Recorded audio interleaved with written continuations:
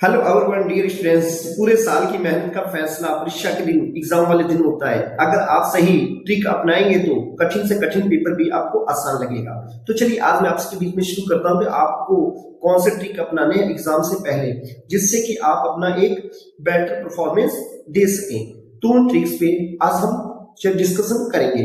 तो कौन सा योग करना होगा, कैसे आपको माइंड को सेटअप करना होगा, और कब आपको, जब आपके एग्जाम हॉल में पेपर देते समय अगर आपको क्वेश्चंस याद ना आए तो आप क्या करेंगे, और उसके बाद में क्या क्या आपको करना होगा। तो चलिए आप शुरू करते हैं इन पॉइंट्स पे, किनको आपको ध्यान में रखना होगा।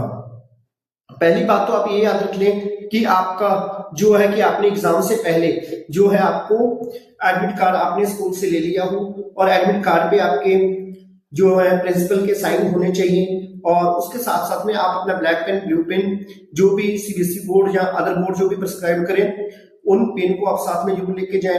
और उसके साथ में आप एक पेंसिल जरूर साथ में रखें, और रबड़ भी रखें, इरेजर भी रखें, जिससे कि आपको कोई भी पॉइंट याद आए तो आप उसको कॉपी पे लिख लें। जैसे थोड़े थोड़े पॉइंट याद आते रहे उसको आप करते रहें। तो सबसे पहले मैं आपको पॉइंट्स बताऊंगा कि आखिर लास्ट डे आप क्या करें।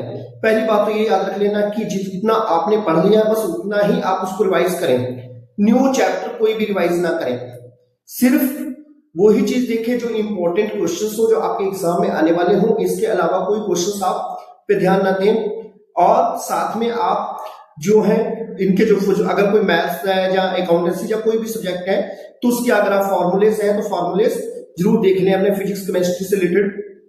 और उसको क्या है कि एक दो मॉडल पेपर जो है अगर हो सके तो आप जरूर सॉल्व करें। और इसके बाद में जो इंपॉर्टेंट पॉइंट्स है उनको बार बार आप रिपीटेड करें। और रिपीटेड करने के साथ साथ में आपको क्या करना होगा स्टूडेंट्स, जो है कि सबसे पहले आपको पेपर के साथ साथ, पेपर तो देना ही है, पेपर के साथ में आपको जो है जो नींद जो है कम से कम 6-7 घंटे आपको नींद सोना है। रात भर जाकर आपको पढ़ाई नहीं करनी। ये नहीं कि आपको माइंड में प्रेशर रख लेना कि कल पेपर है, हाय मैं पूरी रात पढ़ूंगा और मैं टॉपर कर लूंगा, ऐसा नहीं होता। और जब आप जाएंगे तो भूल गए तो फिर क्या फायदा होगा। आपका माइंड जो है आपको ये सेटअप करता है कि आप क्या लिख पाएंगे। अगर माइंड डिस्टर्ब रहेगा तो आप कुछ नहीं लिख पाएंगे। माइंड को डिस्टर्ब नहीं करना, तो आप 6-7 घंटे सोएंगे जरूर। रात भर जाकर आपको पढ़ाई नहीं करनी।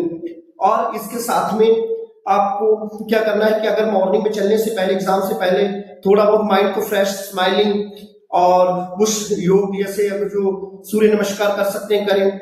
और हल्का फुल्का व्यायाम जरूर करें, एक्सरसाइज जरूर करें, जिससे कि आपका माइंड भी सेट रहेगा और जो शरीर की जो थकावट है वो भी दूर होगी। और उसके बाद में अगर जो नहीं योग कर सकते थोड़ी देर तक, 5-10 मिनट तक थोड़ा बहुत पैदल जरूर चलें। और अपना परमात्मा का नेम लेकर आप एग्जाम के लिए अब आप तैयारी कर लें। तैयारी करते समय आपको क्या क्या देखना होगा, आपको मैंने पहले कह दिया है कि एडमिट कार्ड, 2-3 पेन जरूर रखें साथ में, पेंसिल, रबड़, स्केल, जैसे कि आपको वहां पे मांगना पड़े। जो भी मैंडेटरी जो भी डॉक्यूमेंट्स हैं उनको साथ में रखें। साथ में आप आधार कार्ड या कोई भी एक आईडी जरूर साथ में लेके जाए एग्जाम हॉल में, जिससे कि आपकी इनकी रिक्वायरमेंट की जाती है।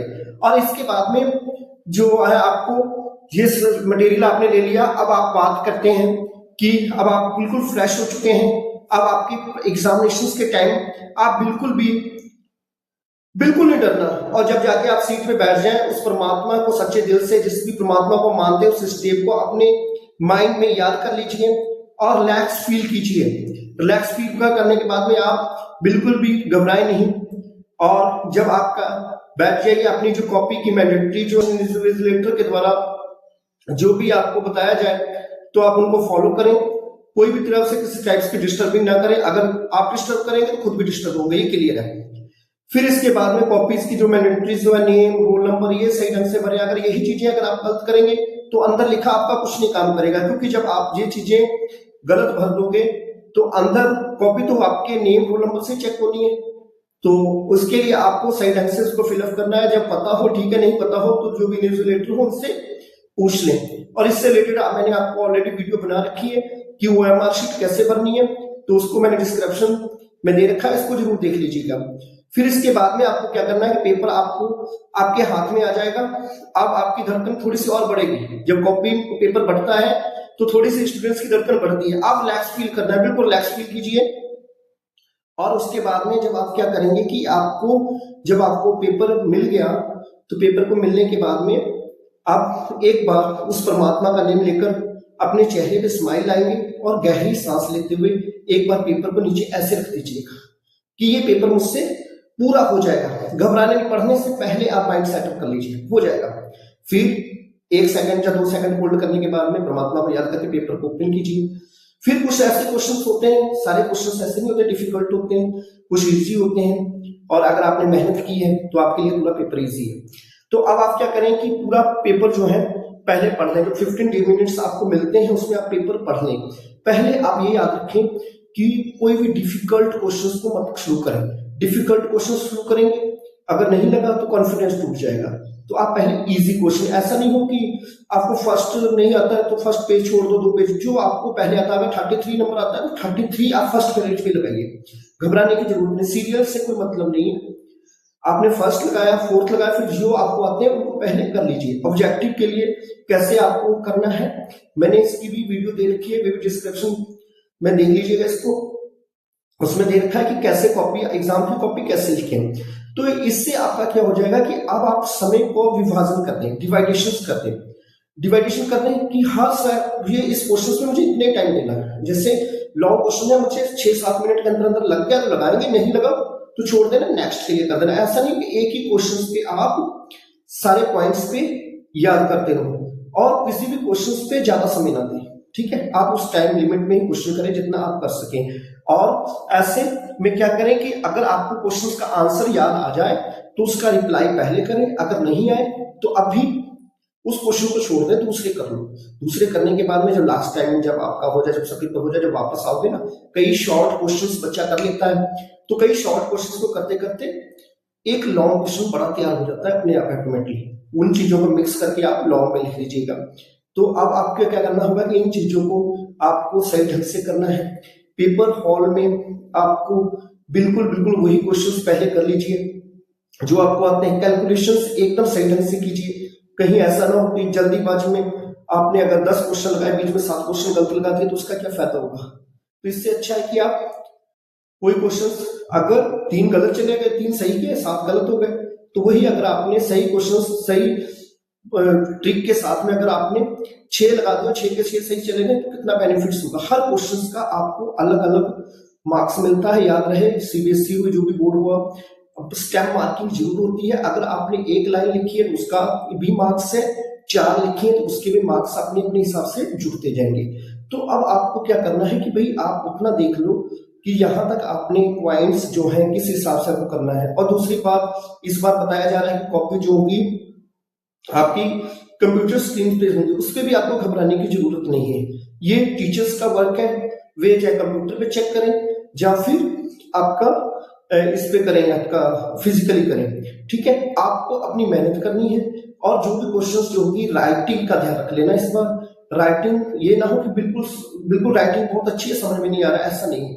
आपका जो कंटेंट लिखा हो वो स्क्रीन पे आए या फिर फिजिकली आए, जैसा भी आए दूसरों को समझ में आना चाहिए। अगर समझ में नहीं आएगा तो मार्क्स किस बात का। तो अगर आपको आधा क्वेश्चन आता है तो आप आधा लिखिए। अगर आपके मान लीजिए किसी क्वेश्चन की 4 लाइनें हैं तो आपको सिर्फ 1 तैयार है तो 1 तो वो लिखिए, फिर उसको थोड़ा सा कंटेंट अपनी लैंग्वेज में बना के लिख दीजिए।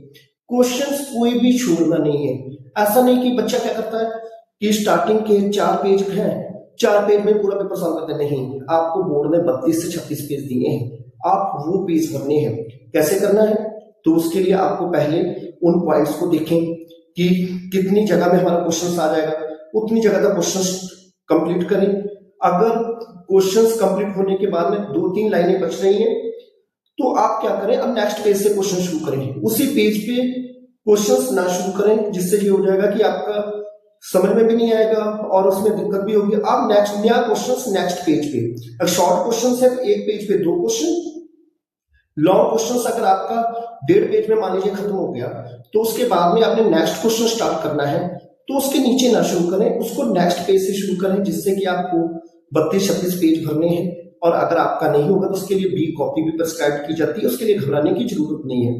तो अगर आप 5-10 पेज पे ना लिखें और पॉजिटिव सोचें और अपना दिमाग सेटअप करें और अपने गुरुजनों का आशीर्वाद लें और पेपर के लिए तैयारी करें और मेहनत करें, माँ बाप के सपनों का साकार करें, जिससे कि आप अच्छे मार्क्स ला सकें, और अच्छे मार्क्स लाएंगे तो ये आप याद रखिएगा, आप ही का सीना चौड़ा होगा। जब आपका सीना चौड़ा होगा, आपके पेरेंट्स का होगा और आपके स्कूल का होगा। नेम किसका होगा? स्कूल का होगा, और आपके टीचर्स गुरुजनों का होगा। तो इसलिए आप मेहनत करो। आपकी मेहनत पे स्कूल, पेरेंट्स, आपके जो भी फ्रेंड्स सब डिपेंड है, सब एक दूसरे पे डिपेंड होते हैं। तो आपको कितनी खुशी होगी अगर आपका रिजल्ट बहुत अच्छा पॉजिटिव वे में आता है। कितना अच्छा होगा, जो टॉपर होगा कितना अच्छा होगा। तो टॉपर्स के लिए आप मेहनत कीजिए, लाइन से पीछे मत हटिए, और ये अपने दिमाग में मत रखो कि मैं फेल हो जाऊंगा। ये नेगेटिविटी आपको एग्जाम हॉल में नहीं लेके जानी है। जो क्वेश्चन आते हैं उनको पहले कीजिए, जो नहीं आते हैं उसको भी कीजिए, और जो किए होंगे परमात्मा आपके साथ है तो परमात्मा आपका पूरा साथ देगा। और इसी के साथ साथ में उस परमात्मा को ध्यान में करते हुए, याद करते हुए, जिन्होंने मेरे चैनल को लाइक, सब्सक्राइब और शेयर नहीं किया है वे जरूर कर दें, जिससे कि हर किसी का मोटिवेशन बढ़ सके। तो thank you, have a nice, best of luck for this exam.